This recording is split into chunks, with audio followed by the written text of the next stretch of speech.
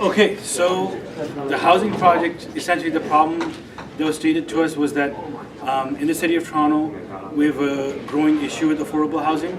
The list of repairs and the cost of affordable housing keep going up, but the list of people waiting for affordable housing keeps going up, and there seems to be no kind of solution in sight. So one kind of step on the way to solution is to provide data on this issue, because nobody knows the big picture.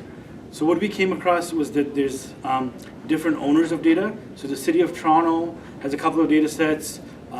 Toronto Community Housing Corporation has another data set which could be useful in determining, what repairs are on the list.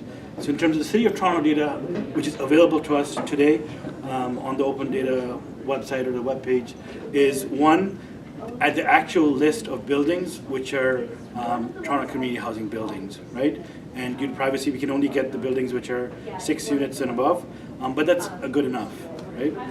And the second data set, which is really also useful to us, is the list of investigations into building code violations and other things.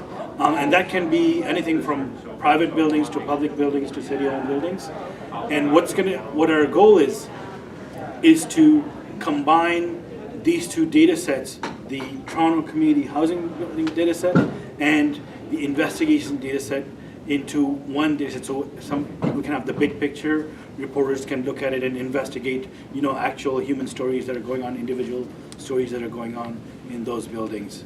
So where we got to today is we're able to visualize the Toronto community housing buildings, taking an Excel file and feeding it into the WebNot database. Socrata, sorry. And that visualization didn't exist before, right? And we ward data too, because we use the ward data set. Yeah, and to be able to see that data per ward, so you can approach each councillor in your ward, and based on the number of issues that are in your ward. So that visualization wasn't possible. We were able to visualize that today. The next step, as I mentioned, is going to be a combination of different data sets, and there are people working on that issue as we speak. Perfect. Thanks. All right.